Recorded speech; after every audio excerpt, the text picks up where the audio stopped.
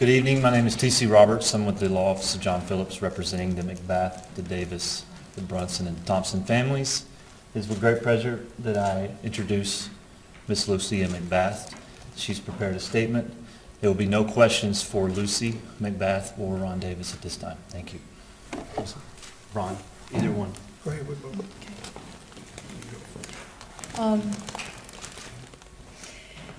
It's been a long, long road, and we're so very happy to have just a little bit of closure. It's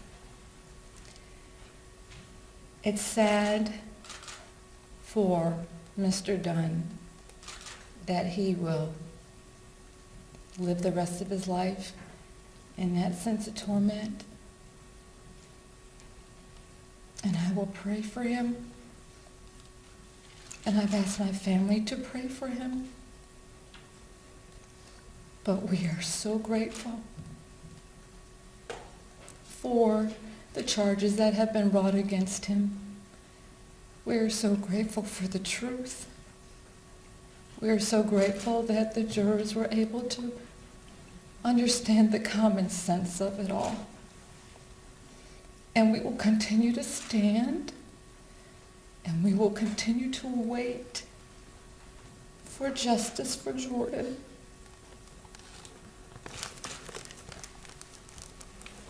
Thank you all for being here. It's been a long journey, about 450 days, and me and Lucy and our supporters have stood strong. I believe we've stood strong in the eyes of not only Jacksonville, not only Florida, not only the nation, but the world is looking at all of us here in Jacksonville. It's not in my nature, actually, to not lash out and to not say inflammatory statements or whatever. And I had to hold all that in because I think Jordan, my son, and Lucy's son deserved the best representation that he could have gotten as parents. And I thank you all for seeing that we as parents were good parents to Jordan, and that he was a good kid. It wasn't allowed to be said in the courtroom that he was a good kid, but we'll say it, he was a good kid. There's a lot of good kids out there, a lot of good nephews, a lot of good grandsons, granddaughters, nieces, and they should have a voice, that they shouldn't live in fear and walk around the streets worrying about if someone has a problem with somebody else, that if they get shot, it's just collateral damage. There's no such thing to parents that their child suffered collateral damage. We as all human beings, we love our children, we love our families, and we don't accept a law that would allow collateral damage to our family members. We raise them not to fear each other, we raise them to be good citizens in America, and we expect the law to be behind us and protect us. And that's what I wanted the law to do, is protect Jordan as we protected Jordan. I feel this Michael Dunn, he's got a minimum of 20 years on one count, another 20 years on another count, another minimum 20 years on another count. So he's going to learn that he must be remorseful for the killing of my son, that it was not just another day at the office. My son will never be just another day at the office where I can leave the scene and be stoic. Because you know what? We're not stoic. We've cried our eyes out to you, the press, and everybody else. To the world, me and Lucy and our families and our supporters have cried our eyes out because we don't care about being stoic, because we have love in our hearts, and we want you all to love and have love in your hearts. And I thank you for coming here today. Thank you.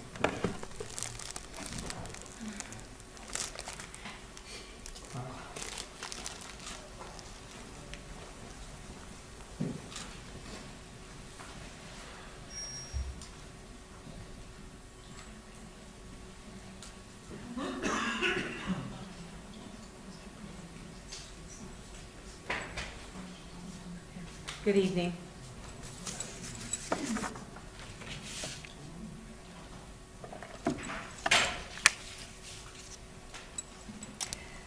We want to thank you for helping our victim's family get their message out. As a prosecutor, we all believe that it was too long before victims' voices were heard, and we're grateful for the laws in the state of Florida and for the attention that you give our victims, and hope you will do that in every case. I'm very proud of our office. I'm especially proud of John Guy and Aaron Wolfson for the excellent job they did in this case. Their opening statement and closing arguments were really, really good, and both of them have worked very hard. And our office, as always, is dedicated to seeking justice for our victims. I've told you that before. I will continue to tell you that, and we will never shrink from that duty. I'm very proud to work with John Rutherford and his detectives. They did an excellent job in this case. And all of you were here and you heard the evidence, which we can't discuss much because we still now do have a pending count. So if you will please respect the fact that we do have a pending count that will go to trial again, then we will try to answer some of your questions. But we are very, very grateful for the working relationship with the Jacksonville Sheriff's Office. Last year alone, we tried 39 murder cases with them here in Duval County and in Clay and Nassau in our circuit. And those cases are all equally important. Ron and Lucy are representative of the type of victims who have to deal with this every single day. And if you don't know, tomorrow would have been Jordan's 19th birthday. And they will spend that, I'm sure, wondering a little bit about this verdict, but as they told you, grateful for the justice that was served and the justice that is yet to be served. I'm happy to take questions at this point, and Aaron and John may answer some of them, but what is, Leslie? The fact that you have to retry this one charge, your reaction to that? Well, we have to retry cases. We had a whole slew of cases, Leslie, you might have been familiar, when the Supreme Court changed the manslaughter instruction. We had to retry several homicide cases. And so we just get ready and we come back into court and we work just as hard and we seek justice in the same way. So retrying a case is something that we've all had to do and we will continue to have to do, and we'll give it the same full attention. We don't back off having to retry. Yes? Forgive me for not knowing, is it possible to come back with not a first-degree charge, but a second-degree charge and retry? We could make that decision, but at this point, if we retry Michael Dunn, it will be for first-degree murder. So right now, that's the grand jury indictment, and we would proceed, as the judge said, he mistried that count only, so we would go back to trial on that count alone. Was it a mistake to do first-degree murder? I mean, they dropped it to second and mistried. Would it have been better if you'd done second-degree from the start? Absolutely not. And I know that you all have brought up the word overcharge before. I think it came up yesterday. I know it came up in the months after the Zimmerman case. Let me just say this, and hopefully this will help you understand. The state of Florida has a lot of good laws on the books. One of the best laws and one of the best rules of procedure is called a motion to dismiss. And if any criminal defense attorney thinks that the state of Florida in any particular case has filed charges that shouldn't have been filed or has filed an overcharge, they're welcome to file a motion to dismiss pursuant to this rule. And it happens a lot in cases, defense attorneys do, but they have to sign their name to it. It has to be a sworn motion. It's called a C4 motion under Rule 3.190. And it's a normal practice in the state of Florida, so I'm not really sure why any criminal defense attorney would ever complain and chronically complain about overcharge when they have that tool available. What's also available through the legislature is a stand your ground motion, which was not filed in the Zimmerman case. It was not filed in this case. And so that would be another way to dismiss charges that they believe should not have been brought at all, or charges they believe are an overcharge. And the third thing, Mr. Hannon, that you're probably familiar with, is the motion for judgment of acquittal. That's one more way a defense attorney can attack the state's case claiming an overcharge. And there were 3 motions for judgment of acquittal in this case, and the state prevailed on all 3. One more thing you might want to know about is the jury instruction that tells the jury, if you don't believe that the state has proven the highest crime charge, then you're to consider the lesser included. Now, 10 times out of 10, when someone fires 10 shots into a car full of unarmed teenagers, we will file first-degree murder and attempted first-degree murder. Premeditation doesn't require any specific length of time, and that's the aspect of it on which we rely to file these charges. What's the sentencing guideline? What's he can get with charges he's been convicted of today? What's the minimum, what's the maximum? I was going to let Ms. Wolfson address that. Aaron Wolfson? As to the 3 attempted second-degree murder charges that he was found guilty of, he's looking at 30 years for each count. And within that 30 years, then, there's a 20-year minimum mandatory for each count. And then count 5, which was the shooting or throwing deadly missiles, is 15 years. Yes, ma'am. So if he's already looking at a minimum of, let's say, 60 years in prison, what would be the point of wasting or using government resources to retry him on the first charge? Well, I certainly hope wasting was a slip of the tongue, because justice for Jordan Davis is as important as it is for any of our other victims. The other thing is, as you all know, the defense has a right to appeal this case. And sometimes just a mere slip of the tongue from a lawyer, from the judge. One of the things we've had a lot of problems with are the jury instructions. They're about to change the justifiable use of deadly force instructions on us again. They also just changed the manslaughter instruction in the middle of this trial. So any one of those things could cause a retrial on the 4 counts on which we got a guilty verdict. So we would always try a second case or an additional count to make sure that if something happens on these other charges, we have that in place as well. So it's an excellent use of state resources to make sure that someone does not get out. Yes, sir. Are you expecting that the retrial will happen here in Duval County? Yes, we are. And we intend to fully push for a trial right here in Jacksonville, Duval County, Florida. Yes, Kevin. There's been some questions, some people criticized that you didn't spend enough time describing what kind of a person Jordan Davis was, and then let the defense sit there and say things like, well, he was fearful of him, and not enough time saying that there was really no reason for him to be fearful of him. A lot of times we can't put on good character evidence of the victim, and it becomes ripe for reversible error. We put on as much as we could by eyewitness testimony and physical evidence that proved that Jordan Davis never got out of that car. So again, because that count is pending, I can't go too deeply into it, but we put on everything we possibly can within the bounds of reason. And there are times, Kevin, when we have to make a conscious choice not to risk, reversal on appeal, but we walk a delicate line with that, and sometimes we do our best, and we think we've done it the right way, and the appellate court says no, but we still go with what we have. This was a case full of eyewitnesses and physical evidence, so we didn't believe that that was that much of an issue. Is it definite that you're retrying? Is there any doubt that you're going to try him again for the murder charge? Well, we have to sit down with our victim's family. Obviously, we hope to do that in the next couple of weeks, but as far as we're concerned right now, we intend to retry him, retry Michael Dunn on first-degree murder. Are you surprised it took this long for the jury to reach a decision or a non-decision? The interesting thing about jury verdicts is we've tried 3-week-long cases where the evidence itself took 3 full weeks long and gotten 45-minute guilty verdicts.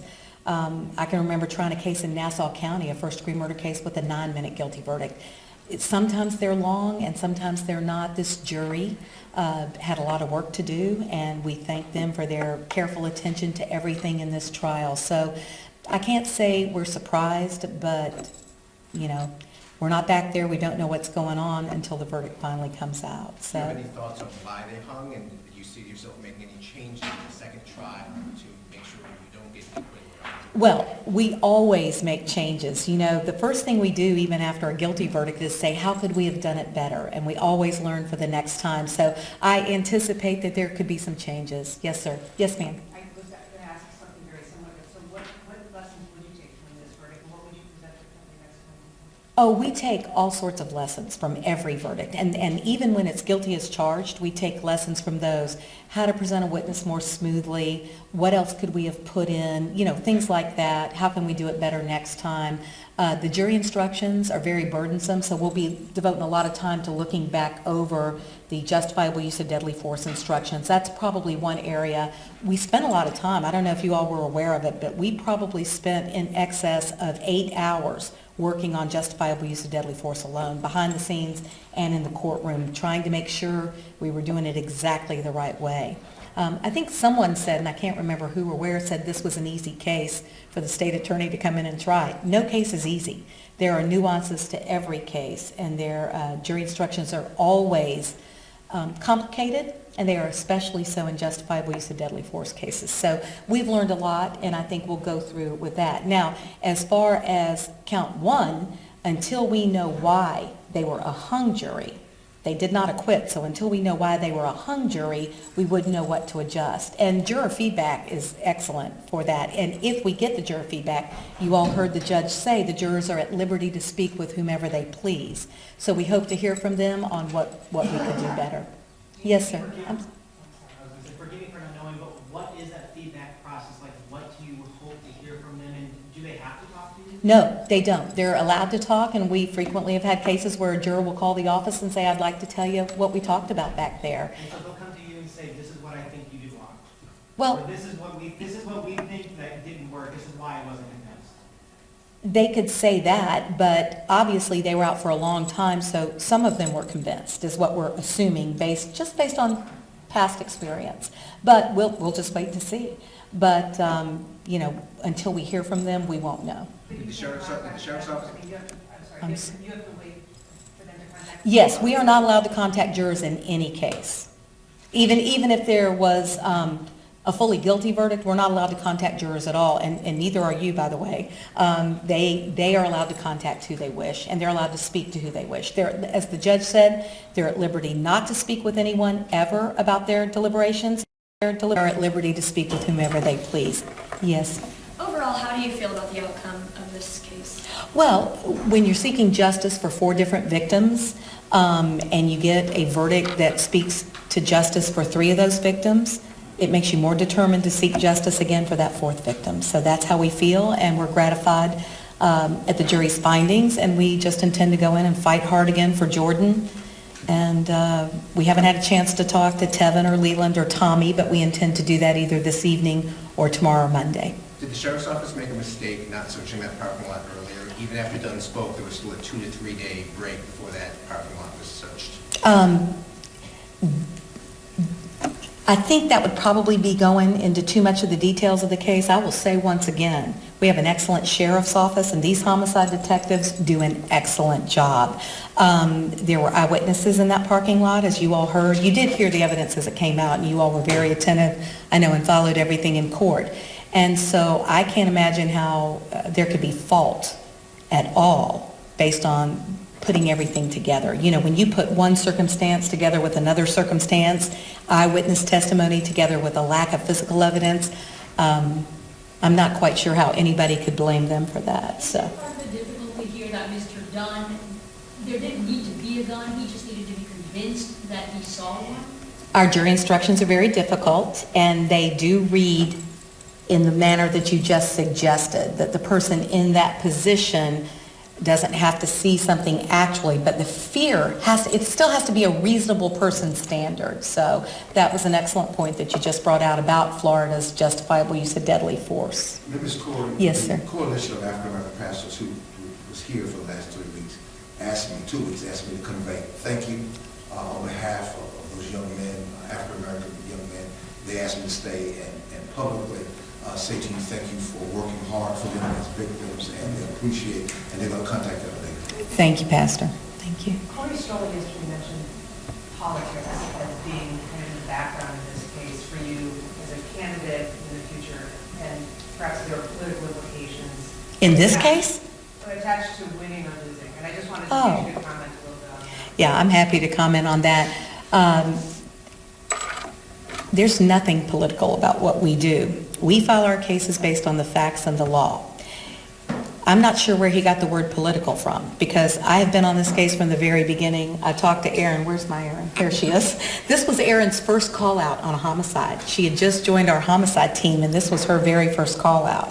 And I talked to her very early on and said, Erin, I want to do this case with you, and I want to teach you how to do discovery my way. Not to pick on John Guy's discovery, but I have a very specific way I do discovery in homicide cases. So I did the discovery in this case. I actually did that work with Erin. We worked side by side. That's the part of a trial I love. I'm a board-certified trial lawyer, and I got that way from trying homicides. So it's not political for me. This is what I've done my entire career. And what you don't see that we do is the nuts and bolts work behind the scene. The discovery is burdensome. You've seen the discovery response. That's my spreadsheet that I typed every word into. The other things that we do behind the scenes that you don't see are things like getting the evidence ready to go, the jury instructions that I typed myself and edited are very burdensome. So those are the parts of the trial that I love to do. I'm not quite sure how that's political, quite frankly. And I also did Mr. Stroll's PowerPoint for him, so I'm not sure why he thinks I'm in this for anything other than the love of trying cases on behalf of our victims. So I can't answer to his allegation about that. Did the George Zimmerman trial verdict have anything to do with your decision to pursue this case? How could it when we indicted Mr. Dunn last December? And the Zimmerman verdict came out 8 months after that. So I was on this case actively working it with Aaron Wolfson 8 months, I think, before the Zimmerman verdict. Why So, did you decide to try this case yourself? well, I decided back then to try it myself. When I started working with her on it then, at that time, how would we know this was going to become such a huge media event? Why did you decide not to take a larger role in questioning of witnesses and opening and closing when you had said you were going to try it first? Are there any other questions? Why didn't you seek the death penalty? Well, that's one of the things that we weigh in aggravation. There are certain aggravating and mitigating factors under Florida statutes, and you weigh those aggravating and mitigating factors, and if they're not present by law, we don't seek the death penalty. So we went through that process, and that's why we decided to seek first degree but not seek the death penalty. Thank you. Thank you so much. I've received all of your requests. We'll be listening to State Attorney Angela Corey, who has already made clear tonight she plans to retry